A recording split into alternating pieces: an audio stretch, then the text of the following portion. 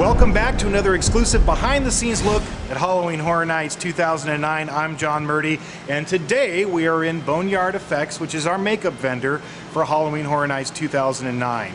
Now, one thing we've told you guys before, nothing is off the shelf for Halloween Horror Nights.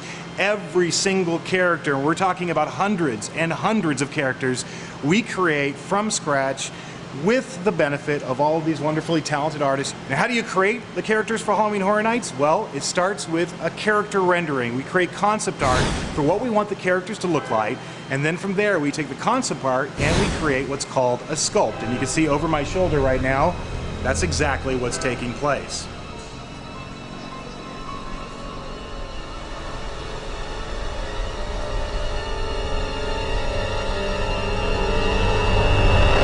So once we have the sculpt exactly how we want it, then we turn it over for the molding process. And standing next to me is Larry Bones. He's our head makeup artist for Halloween Horror Nights from Boneyard Effects. At this point, we now have a mold. What we have here is a representation of the sculpt in negative form. What we do at that point is we create foam latex. We mix it up in a mixer, we inject it into these molds, and into the oven they go. So once the mold has been put into the kiln, this is what comes out the other side. I think you'll recognize some of these. Here we have Pigman from Saw, and these are fresh masks that have just come out of the kiln and they're ready to be painted. But masks are not the only thing we do for Halloween Horror Nights. We also use facial prosthetics, and that's what you see here. Some of these are just what we call appliances, like a ripped throat. And some of these are full faces that we put on our performers. For Halloween Horror Nights, we have to create thousands and thousands of these. Now, some characters for Halloween Horror Nights, like our stilt-walking devil here, are very complicated and they involve several different pieces. For the devil, you see we're casting the devil's head, and then we have to add the horns on separately. So these are foam latex horns. These will all get hardened so they don't wobble, and they weigh very, very little so the performer can wear them all night long. And then we have to cast the devil's chest piece.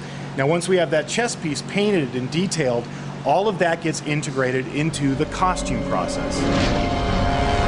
This year we have about 372 looks, and each look consists of different kinds of garments, so there could be 5 or 6 garments for each look.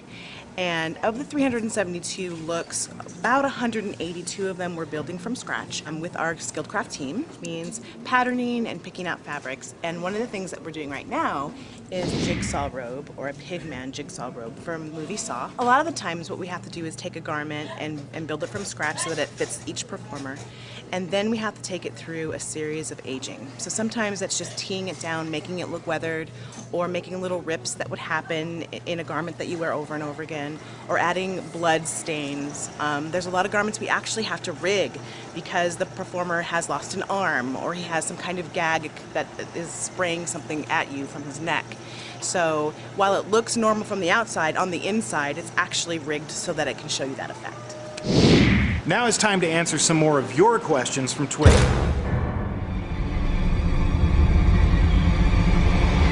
One question we received is, when did we start planning Halloween Horror Nights 2009?